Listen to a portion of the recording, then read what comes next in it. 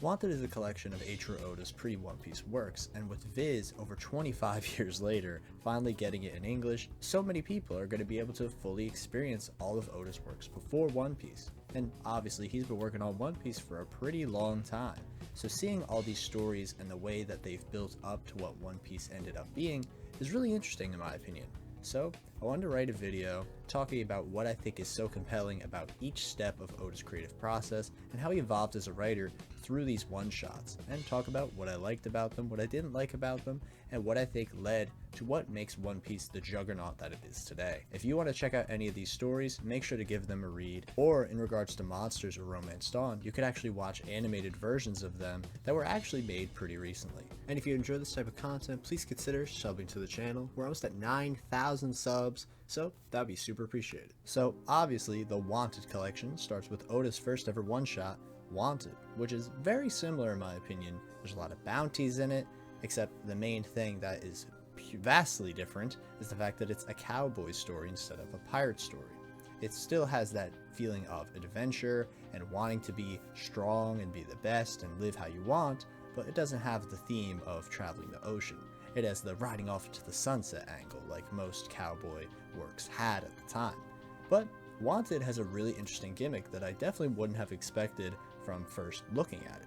I thought it was going to be a One Piece-esque story, something with a plucky main character defeating some evil villain, but in reality, it's sort of the opposite.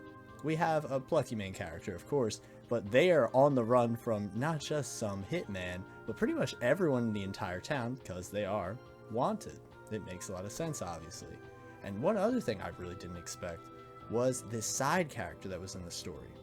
His name was Bill, and he was such a great source of comic relief in my opinion, and he reminded me a lot of Buggy, which is a good sign if you know this channel. Buggy's obviously one of my favorite One Piece characters, so having a character like this, some sort of annoying twerp that would forcibly torture the main character, I thought was absolutely incredible, and I was a really big fan of that dynamic that they had with one another. Especially with the idea of a ghost being in this cowboy setting, it really had a lot of variety, and I think had a lot of potential. Now unfortunately, with it being a one-shot, the ghost actually just fades away at the end of the story, which I thought was kind of disappointing. I feel like that plotline had a lot of potential, but with it being a sort of proof that the main character is the strongest, it was a nice way to end it off and show the growth of the character from the beginning of the story to the end. And Oda has a very good way of detailing action in this, which I think shines really, really well with the frantic nature of the gunfight that takes place around halfway through the one-shot. And with the unique and varied facial expressions with the ghost character and the main character as well, which is just classic, we get to see that he has a very strong voice. But there's a lot of things in the story that isn't really there yet, especially narration boxes, which is a huge Oda thing in my opinion. And whenever a character shows up, they get a whole page to themselves pretty much and have a text box at the bottom. That isn't really in this one, which I thought was kind of strange. But obviously, the most iconic thing from this is the Wanted posters, which is absolutely essential to One Piece's identity. So that was really cool to see, that he had that idea all the way from the beginning, but it just changed over time. So I was a huge, huge fan of Wanted. Highly recommend this one, and I think this having an animated adaptation would be pretty cool because you get a lot of action in it, it's funny, and there's a lot of fun variety you could do with the voice acting as well, with the ghost character possessing the main character. Maybe you could have the voice actors do some funny gags and stuff. So I was a big fan of this one. I didn't expect that much, to be honest, since this is literally his first one, but I think there's a reason that he got picked up to do more and more, and it was the quality of this one. Now the second work in this collection is called God's Gift for the Future, and I'm going to be honest, this was probably my favorite one. I didn't really expect anything out of it because I did not hear anyone really talk about it ever, but I genuinely thought this was really well written pretty much the whole way through. And I really, really like the character work, not just of the main character Bran, but also the god of this world. He's super funny and kind of pathetic in a way, and I think that's really cool. Very petty. And I like how they had this dynamic between the two where Bran has to better himself because he was going to die anyway. God thinks Bran is some kind of bum. So he's like, you can die, but God accidentally attempts to kill like a massive group of people and then blames the guy because he's not at fault. And I love that little petty dynamic between the two, because they're both terrible people, but because of Bran having to, realize he's the only one that could do anything, so he actually steps up to be the sort of hero, even though he's a, bad person. And I think that's really cool.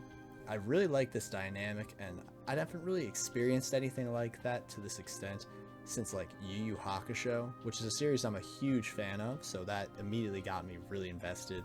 This sort of blend of this supernatural, petty loser character and the snobby, bratty, main character. I love that dynamic. So seeing something like that was really cool. And in this, very abstract, crazy plot line, it allowed for a lot more creativity than the Wanted plotline, which obviously was rather traditional, even though there was a ghost thing in the story.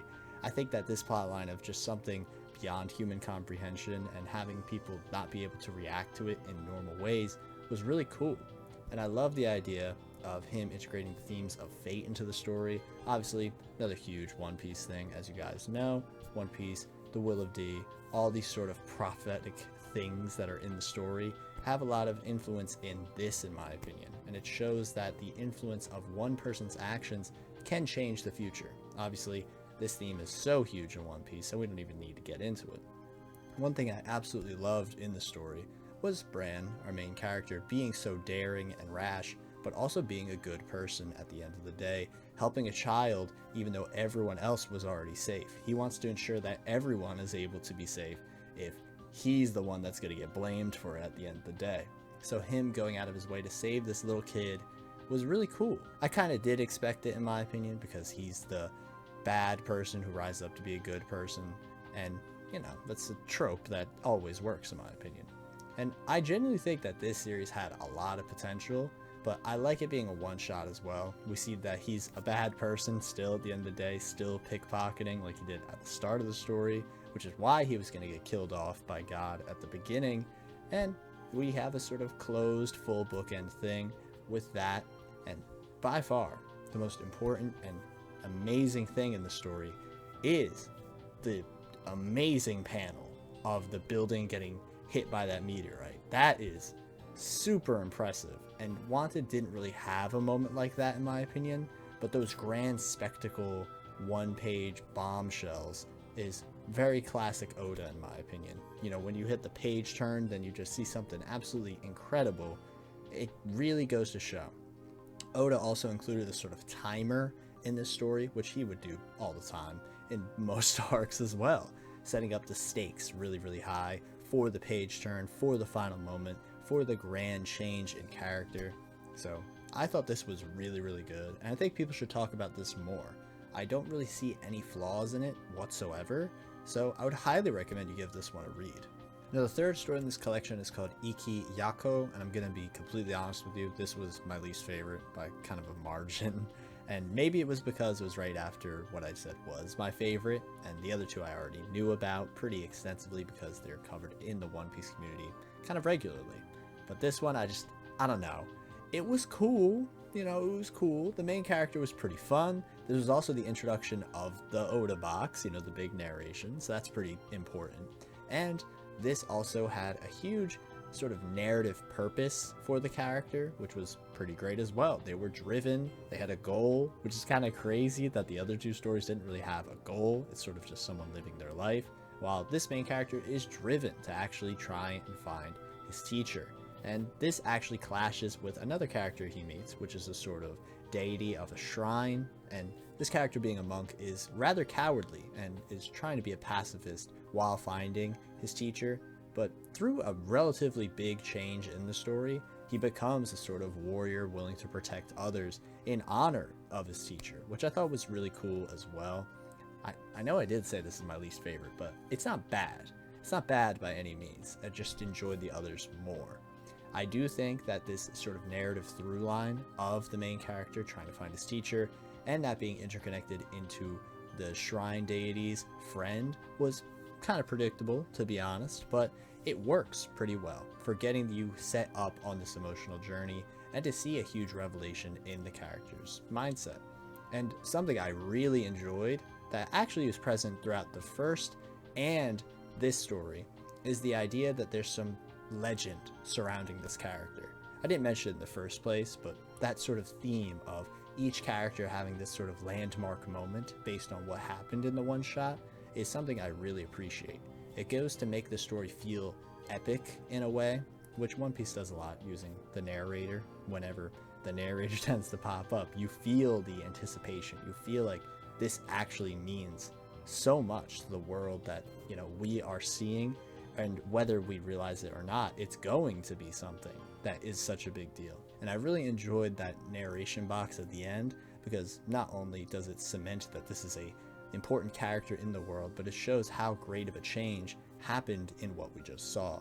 It makes a story feel important, and I think this is a moment that Oda took very, very, very seriously when he started doing this. And I think this is something that obviously bleeds into One Piece as well.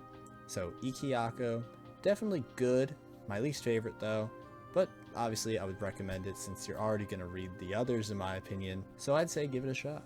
Now I'm going to be talking about Monsters and Romance Dawn. As I said, they're both animated at this point, so you could either read them or watch them, and I would definitely recommend watching them.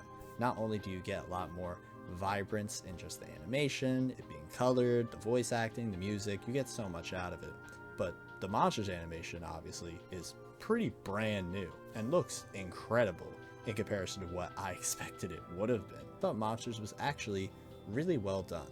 There's always been so much hype around the story because of Ryuma being present in it, and Ryuma being an actual legend in the One Piece world makes this a relatively canon story.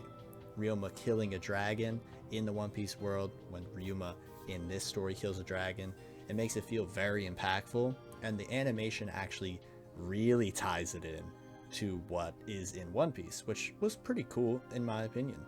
And the way that Ryuma would constantly talk about a warrior's soul obviously reminded me a lot of what Oda would use for Haki, which I thought was really interesting. I did not expect that whatsoever when I was reading it for the first time, but I thought it was really cool how he had this sort of idea built in relatively early. Now, obviously it's not Haki one-to-one. You know, he just thought of that, you know, because he wanted to think of something.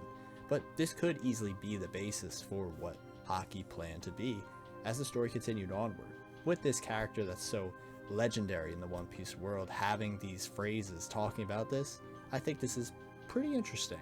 A warrior's soul, a warrior's will. This concept I think is really cool, especially when we have this villain in reality, Shirano, who's meant to be this noble knight, actually being a terrible person. And obviously a lot of people also really like this because this is the genesis of Mihawk and Nami with the character of Flane, which I thought was pretty interesting as well. And obviously these characters would become pretty important as the story continued onward. And Ryuma was a pretty great protagonist in my opinion. He had a lot of great moments with Flane, which I did not expect, and I personally think that is the greatest moment from what came of the story. Now, obviously, a lot of people are going to say that the dragon head getting cut off double page spread, which is the first double page spread out of any of these, is the best thing out of it. And it's pretty awesome, don't get me wrong, it's pretty awesome. But I do think that the scenes with Flane and Ryuma talking about living on and having that sort of will to keep living on was really great, like genuinely really great. And obviously One Piece would use a lot of these drive to live on concepts in the story as well. So I would highly recommend Monsters. Really, really well done, and the adaptation of course as well. Now for Romance Dawn, the most similar to One Piece. It is literally so insanely similar, I cannot express enough. Garp being the Shanks in the story is a really interesting difference, and Luffy being on his own when he's fighting the first ever villain is also really interesting. I like the character of Anne, who very obviously is also the main inspiration for Nami. She looks pretty much identical outside of her having blue hair, and the fact that she even has that connection with pirates attacking her village. There's so much there. And obviously I'm gonna recommend this one the most. I mean, if you're liking One Piece, you like this, you're gonna want to check out what inspired One Piece. And it's pretty cool seeing all the little changes that he did. Oda even said that he decided to place Garp in the role of what Shanks would be to surprise the readers on Shanks' arrival in the actual story. And I just think that's so like crazy that he's thinking that in depth, like, okay, I can't introduce Shanks yet because they can't expect anything from this guy.